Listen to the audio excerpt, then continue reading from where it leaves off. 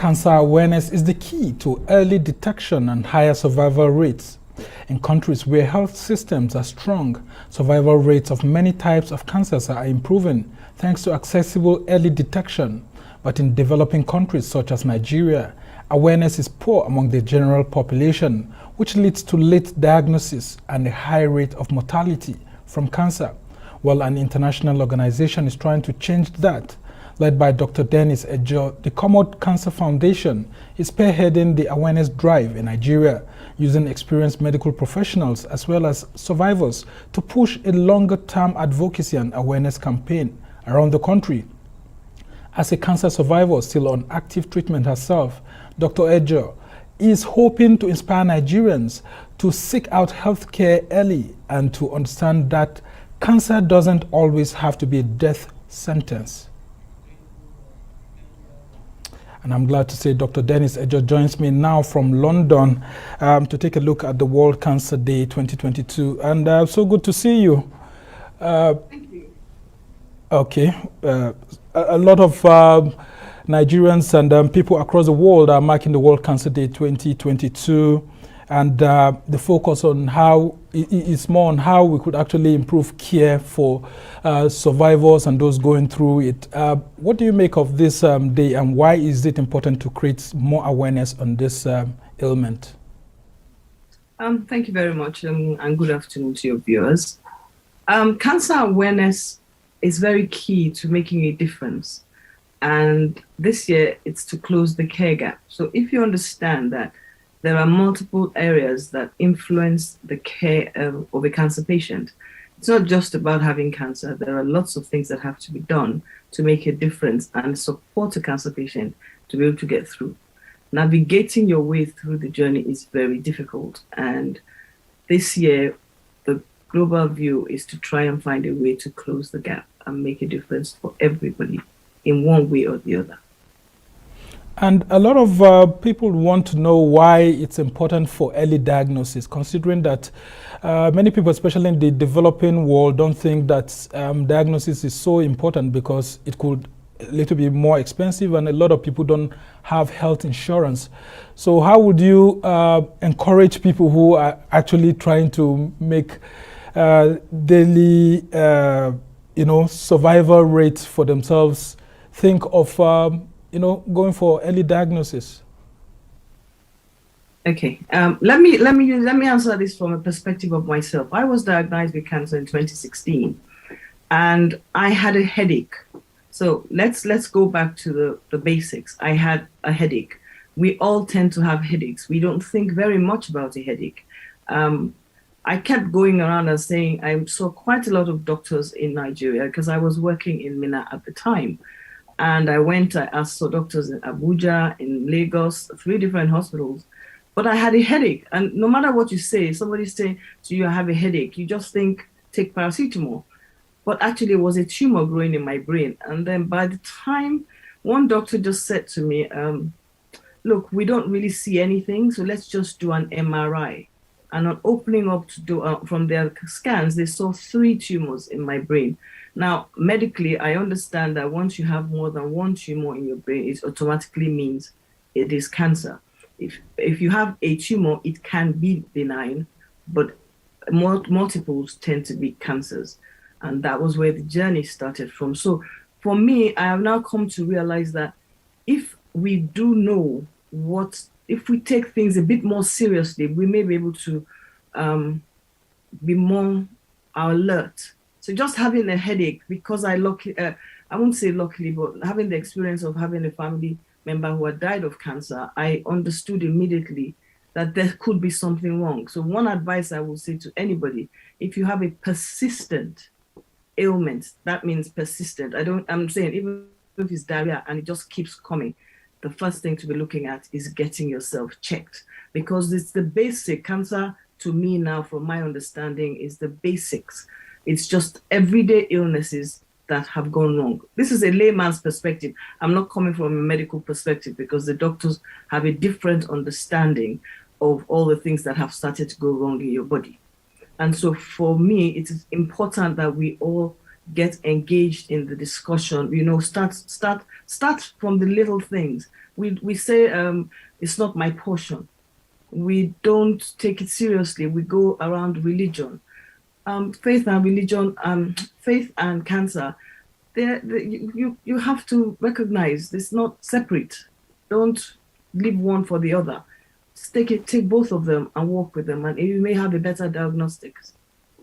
And there's always been this focus more on breast cancer awareness in Nigeria, and it tends to sort of want to look like it's excluding men from this. So sometimes, some men actually think that it's something more for the women and all of that. How do you think we could actually have more cancer awareness that's genderless, something that is more acceptable to everyone, so that men do not think it's something more that has to do with breast and all of that? Though I've read that even men seem to have breast cancer, though very little breast cancer compared to that of women.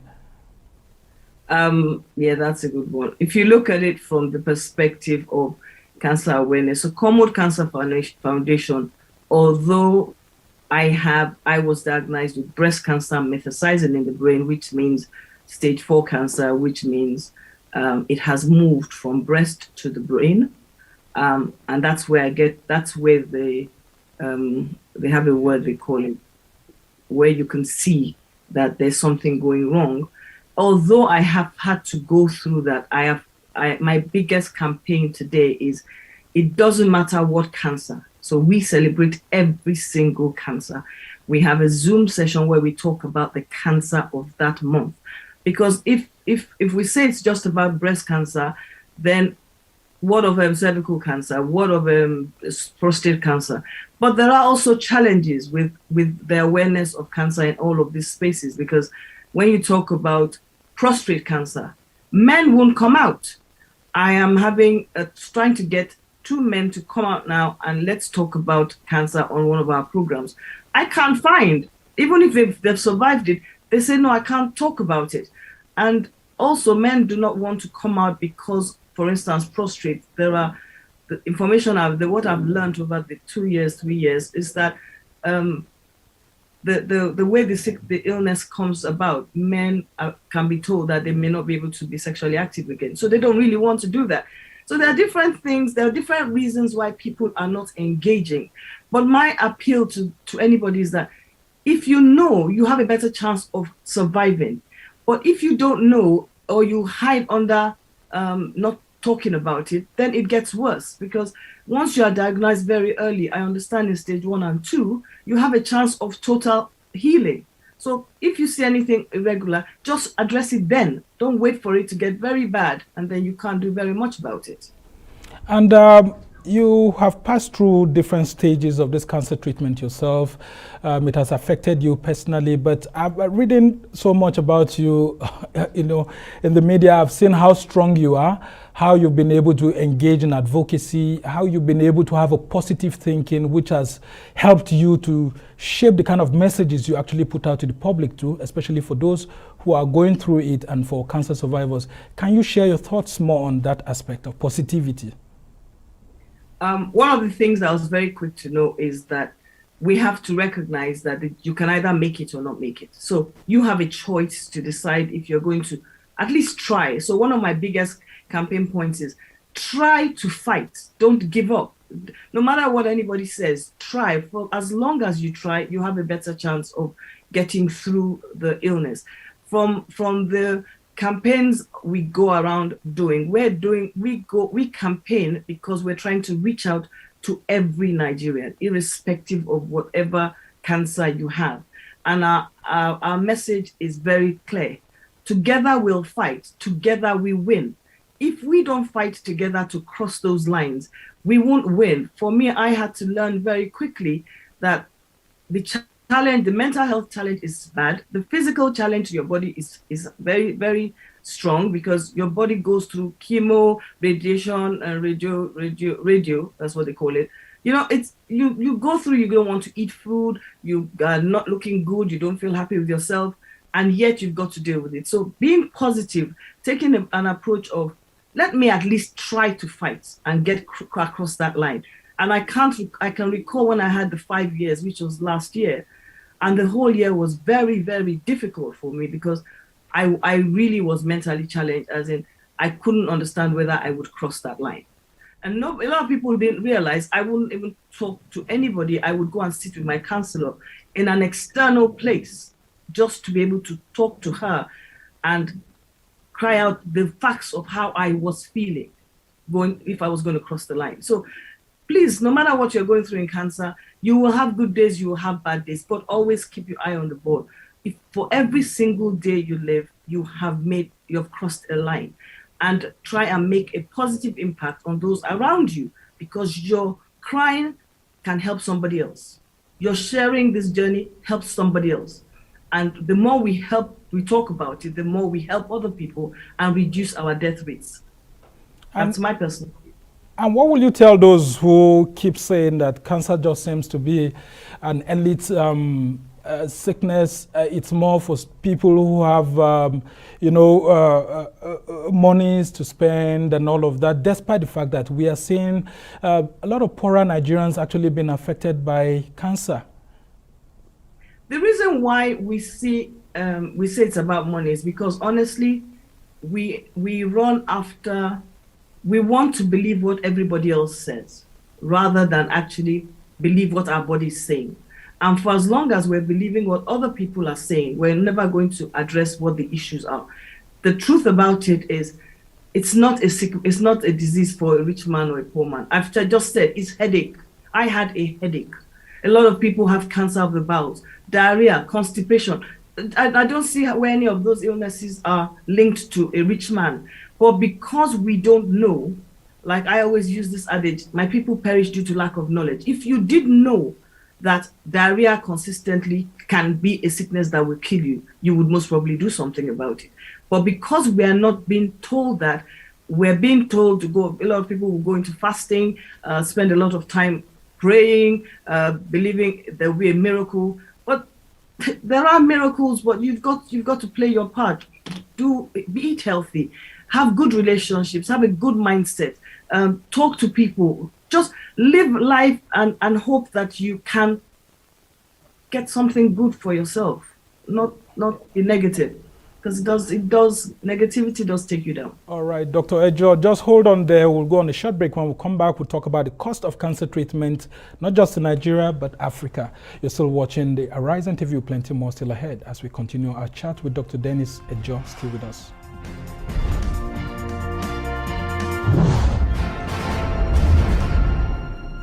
Welcome back to the Arise interview. I'm Sumner Sambo. It's World Cancer Day today, and the theme this year is Closing the Care Gap, which raises awareness about the lack of equity in cancer care. But awareness of the disease in several parts of Africa, including Nigeria, is worryingly low. My guest today, Dr. Denise Ejoh, is the CEO of Comot Cancer Foundation, an NGO championing cancer awareness across Nigeria. She's also a cancer survivor and is using her story and journey to remove the stigma and fear attached to the disease, as well as help people recognize its early signs and symptoms. And Dr. Denise Ejoh is still with me from London.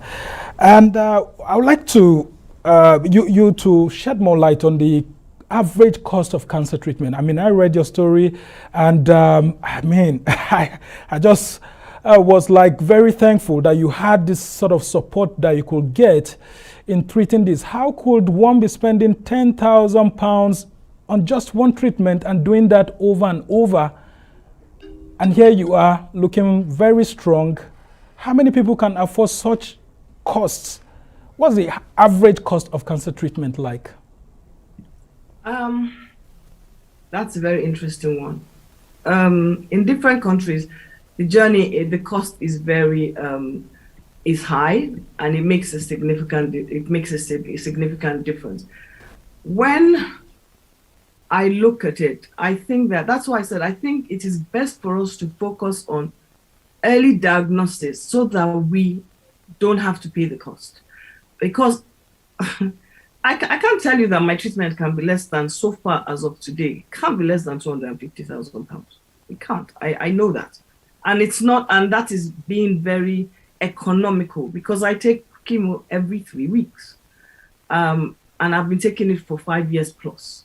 and I took it yesterday. So it has to be done. And if you check the cost of the chemo, even in Nigeria, luckily there are lots of ways.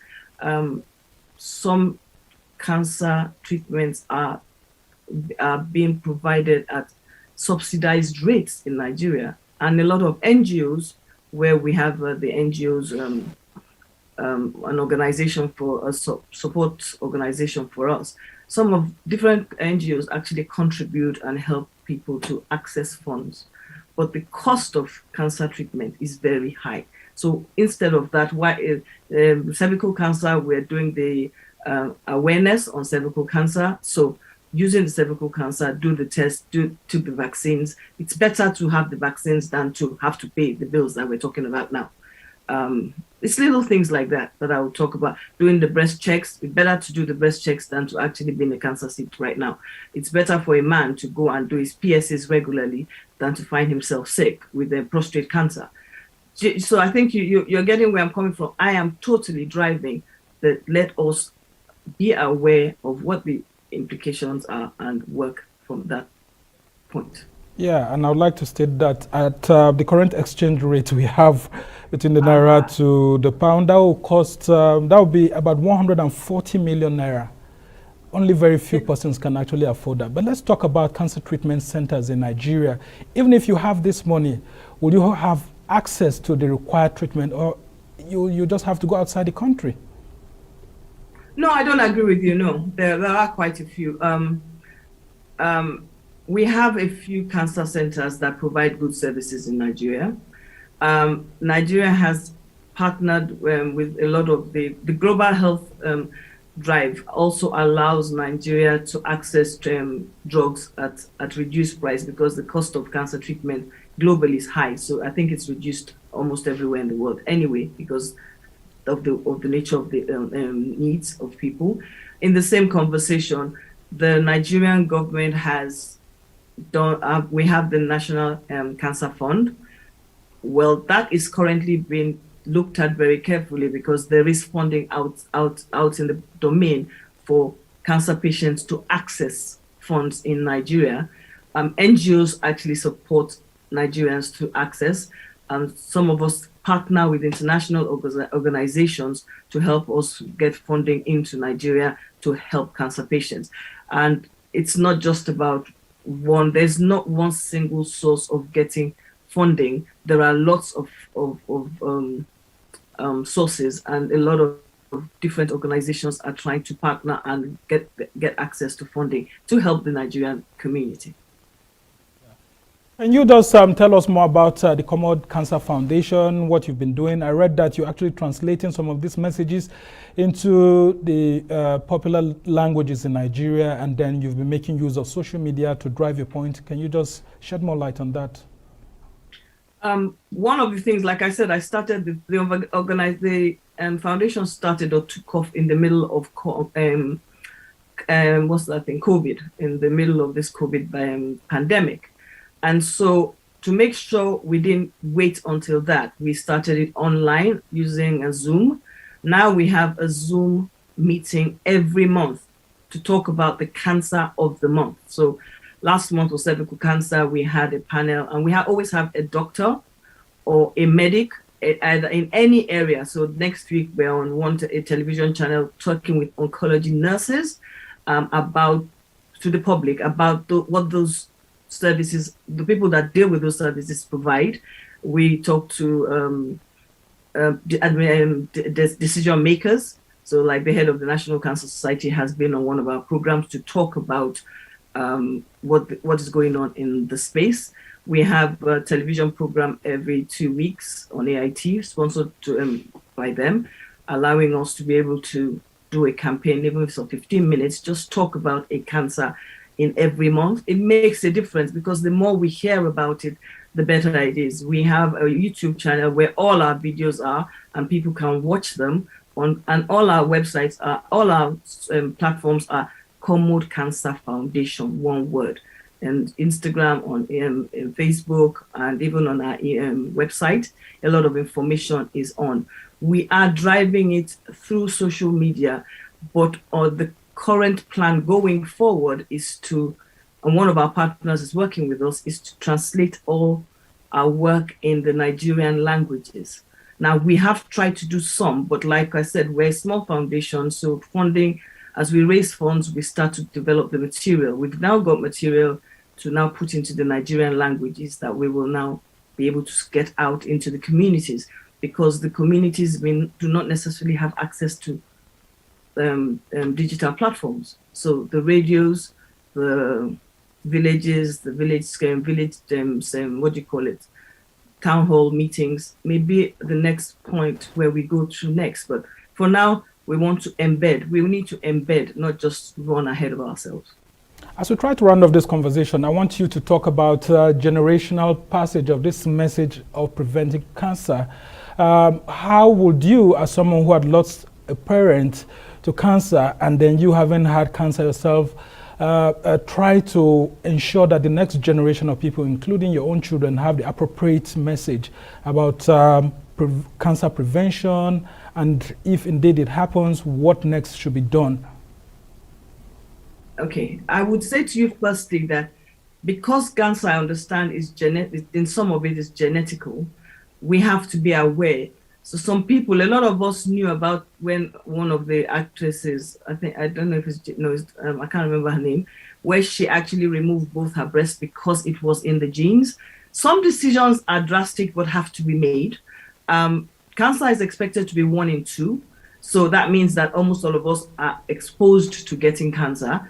And for those reasons alone, it is very important that we focus on what we're doing. For my children and for the next generation, please just do the checks. It's not to do a breast check doesn't cost you any money. To get yourself the vaccines doesn't cost you a lot of money. So instead of waiting to get the disease, do the things that will stop you from getting the disease. For men, they're now reducing the ages where people can actually, young adults can now start getting tested on a lot of cancers. So we should be looking very carefully, educating in schools. I was in the school system, so I would have preferred to see all schools the federal government putting into the curriculum a section where we are teaching about cancer, so that people don't take it for granted. It's real, it's here to stay, and medical science is making a big difference, but we're not there in Nigeria or in the continent of Africa yet. So we've got to work ourselves through it and hopefully cross the line. What sort of support are you receiving from, both the authorities and even freelance donors here and there to help drive this narrative? That's a very interesting one.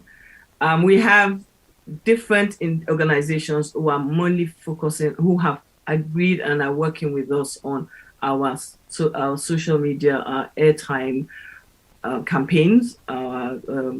Individuals help us to do the recordings.